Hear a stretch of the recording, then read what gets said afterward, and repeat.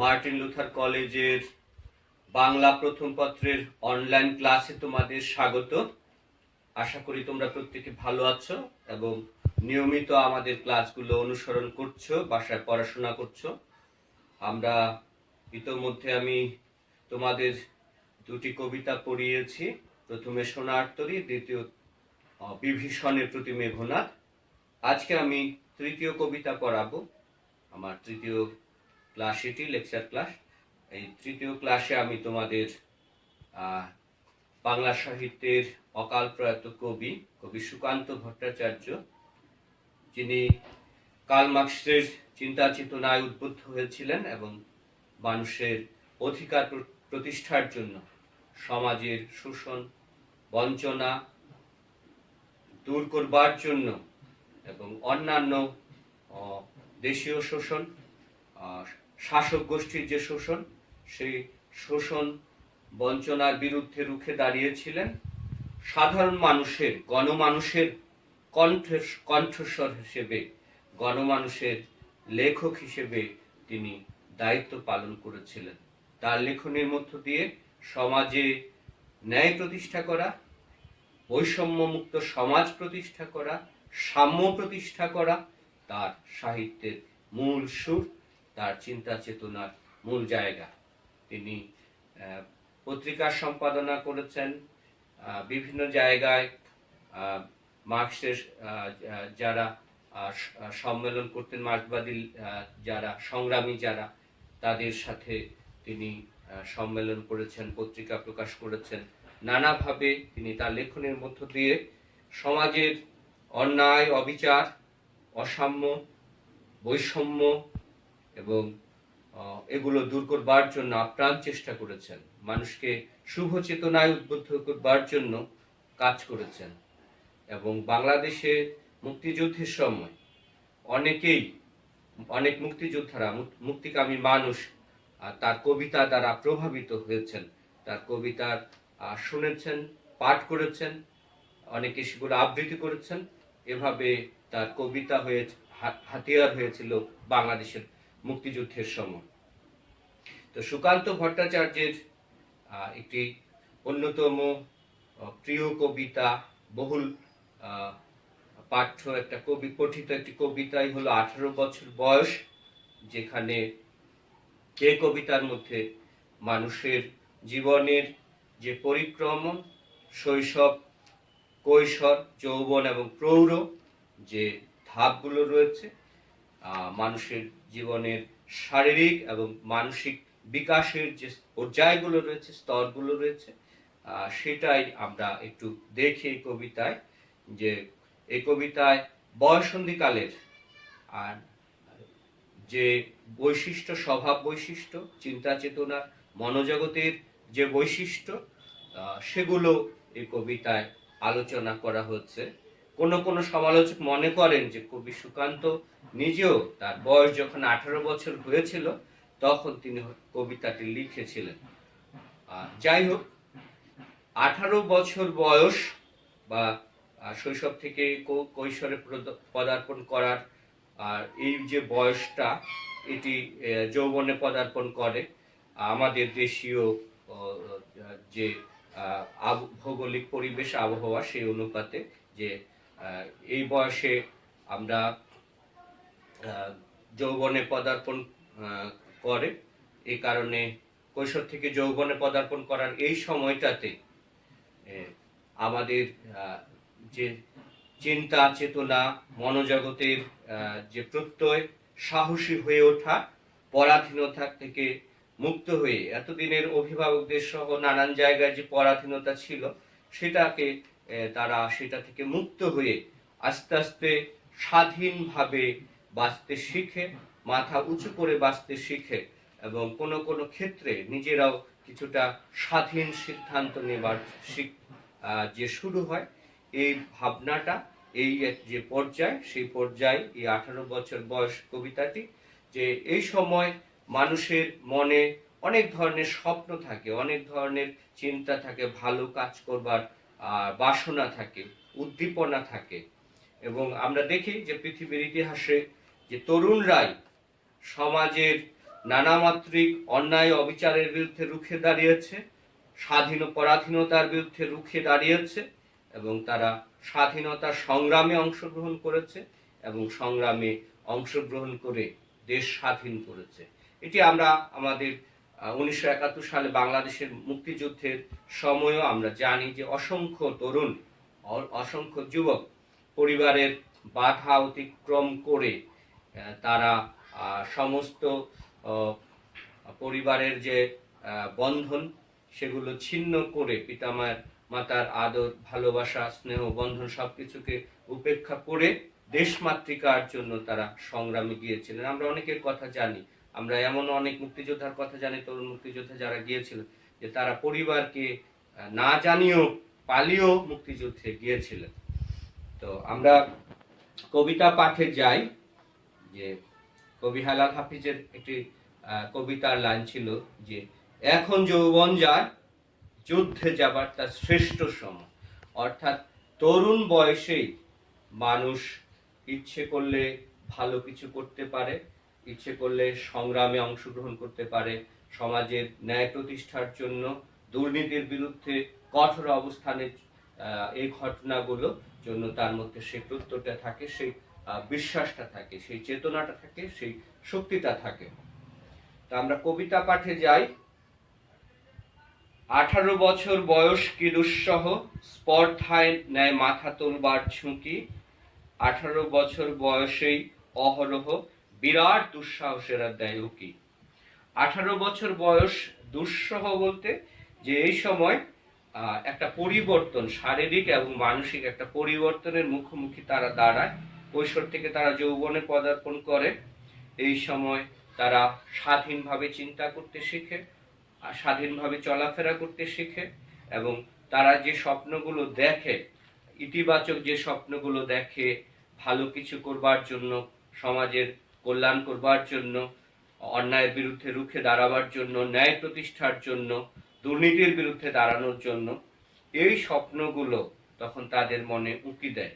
এবং ব্যক্তিগতভাবে এক এক তরুণ তাদের যে বিষয়ে সবচেয়ে বেশি তাদের আকর্ষণ থাকে, তাদের স্বপ্ন থাকে, লক্ষ্য থাকে, সেই স্বপ্ন বা লক্ষ্যের দিকে, লক্ষ্যের পথে তারা আস্তে আস্তে এগিয়ে যায়। তো সমাজের, যেহেতু তারা সমাজেই বসবাস করে, সমাজের বিভিন্ন ঘটনা প্রবাহ তাদেরকে কিন্তু আক্রান্ত করে, তারা সেগুলোর প্রভাবকেও কিন্তু অস্বীকার করতে পারে না। তো অনেক ভালো স্বপ্ন, জীবনে বড় কিছু হবার স্বপ্ন, সেটার জন্য কাজ করা, এ বয়সে তরুণদের সেটা হয়। 18 বছর বয়সে নেই ভয়, পদাঘাতে চায় ভাঙতে পাথর বাঁধা। এ বয়সে কেউ মাথা নোয়াবার নয়, 18 বছর বয়স জানে না কাদা। 18 বছর বয়সের এই তরুণদের কোনো ভয় ভীতি থাকে না, কোনো পিছুটান থাকে না।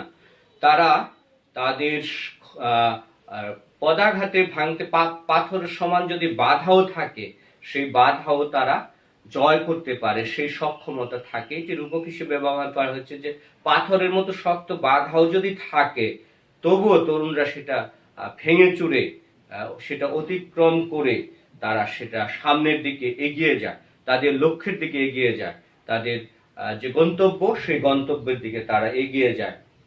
এ বয়সে কেউ মাথা নোয়াবার নয়, 18 বছর বয়স জানে না কাদা। 18 বছর বয়সের আরেকটা বৈশিষ্ট্য হলো যে তারা পরাজিত হতে চায় না, জয়ী হতে চায় সব সময়। এটির একটি নেতিবাচক দিকও আছে, যে মানুষকে জীবনের নানা ক্ষেত্রে কখনো কখনো পরাজিত হতে হয়, সেই পরাজয় মেনে নেওয়ার মানসিকতাও তাদের মধ্যে থাকতে হয়।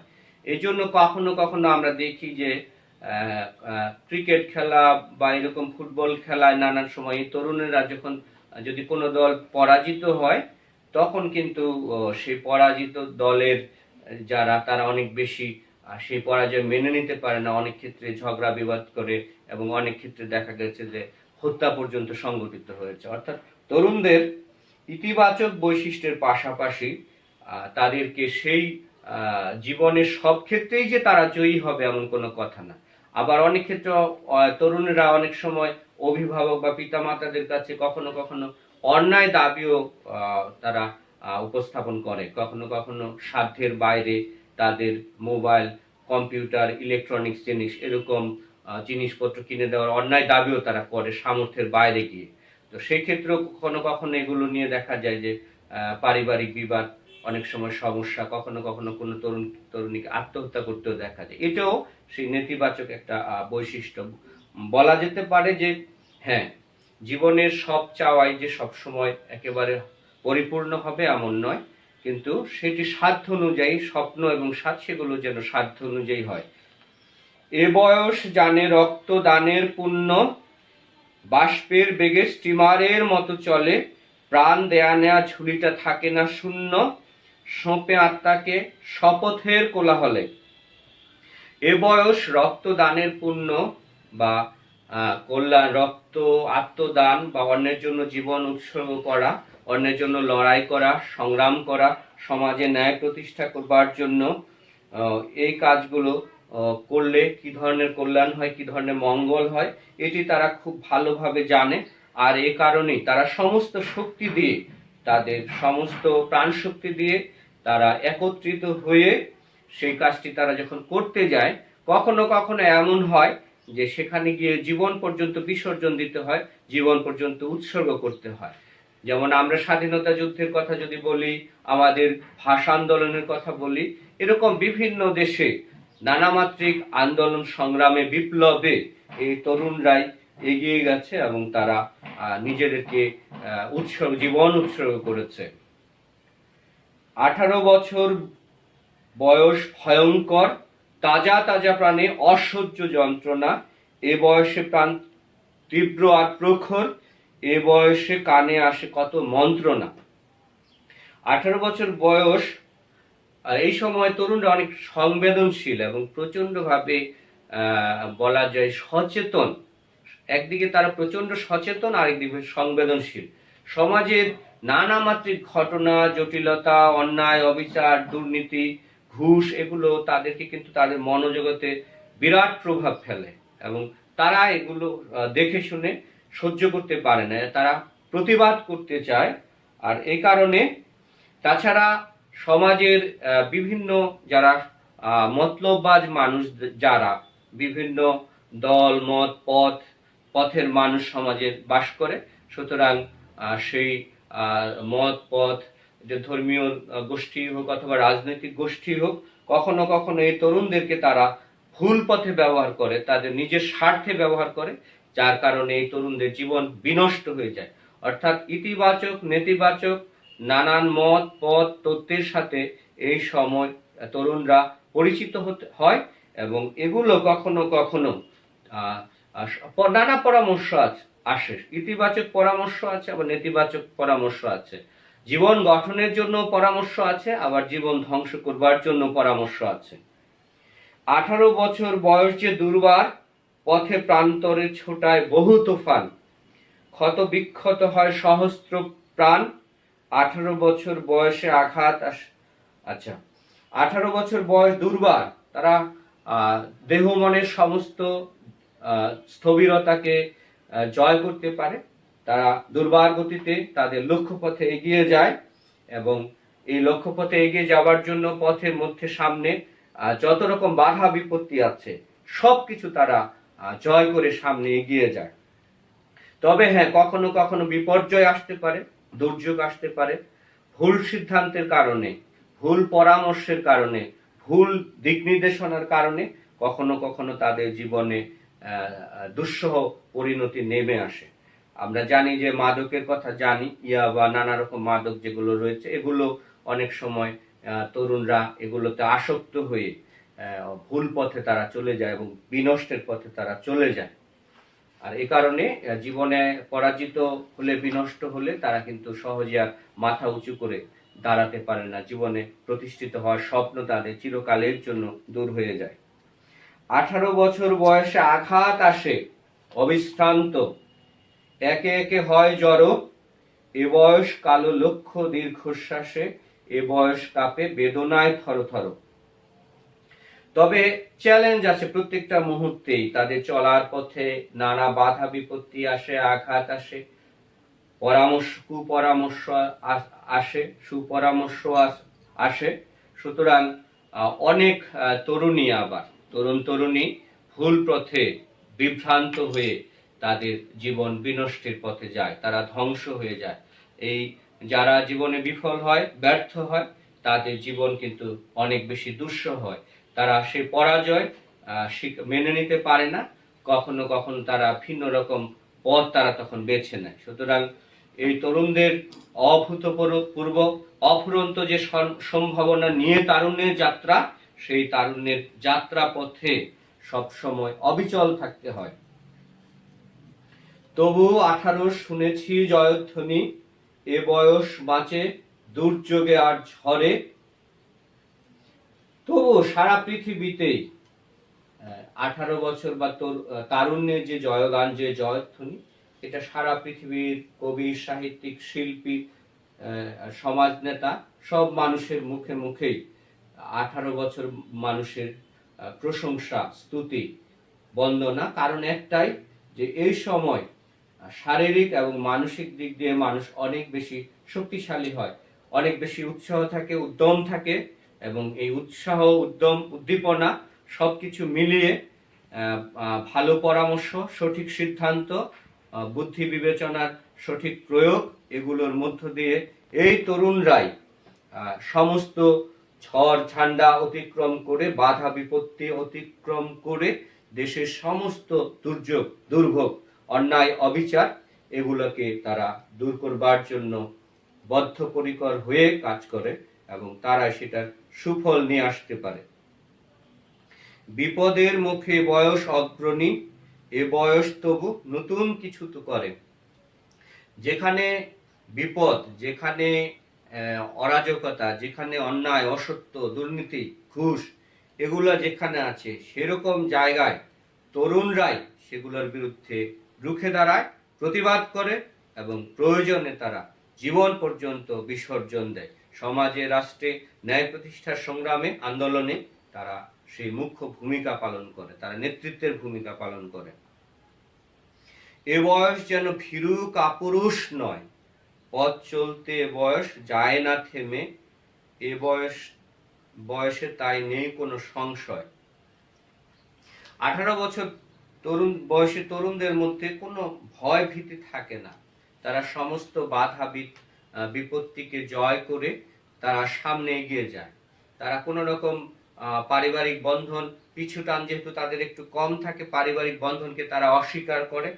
তারা যে কাজে হাত দেয়, তারা যেটা করতে চায়, তাদের স্বপ্ন বাস্তবায়নের পথে তাদের যে প্রতিশ্রুতি, সেটি কিন্তু অনেক বেশি অন্য বয়সী মানুষদের তুলনায় তাদের সেই প্রতিজ্ঞা, শপথ, এগুলো অনেক বেশি তারা এটাকে গুরুত্বপূর্ণ হিসেবে ভাবে এবং কর্তব্য হিসেবে ভাবে, এবং এই কর্তব্য পালনের জন্য তারা যেখানে প্রতিশ্রুতি দেয়, তারা সেখানে জীবন দিয়েও হলেও সেই প্রতিশ্রুতি রক্ষা করবার জন্য তারা বদ্ধপরিকর।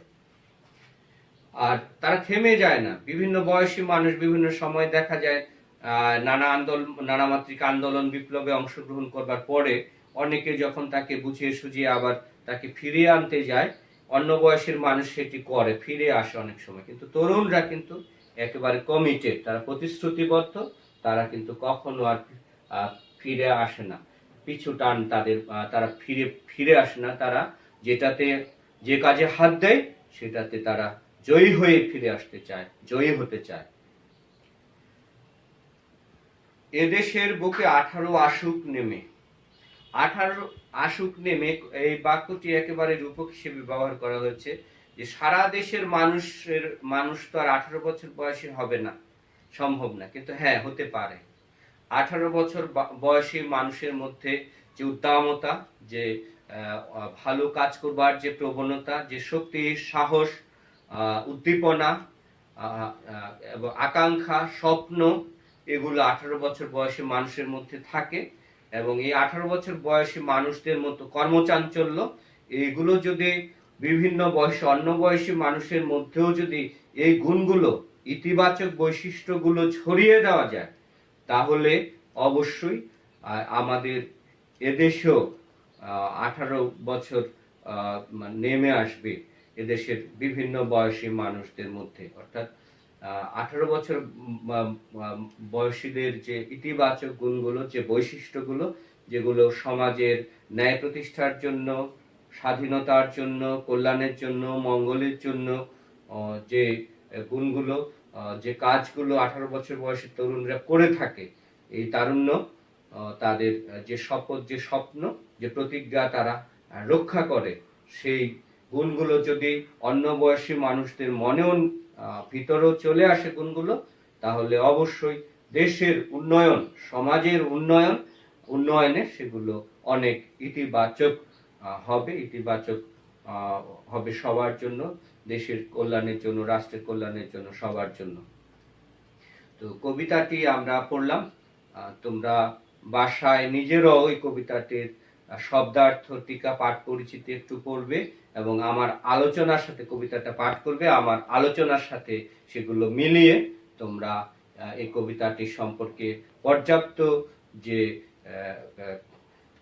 বিষয়, জানবার বিষয়গুলো, সেগুলো তোমরা সম্মুখ, সে জ্ঞান কবিতাটি সম্পর্কে তোমাদের, সেটি তোমরা অবশ্যই তোমরা সেটি অর্জন করবে। আর বাসায় নিয়মিত পড়াশোনা করবে। আমাদের ক্লাসগুলো, আমার এবং প্রীতি ম্যাডামের যে বাংলা ক্লাসগুলো, এগুলো তোমরা নিয়মিত অনুসরণ করবে এবং তোমরা সেটা সেই অনুপাতে আমাদের নির্দেশনা অনুসারে তোমরা পড়াশোনা করবে। ধন্যবাদ।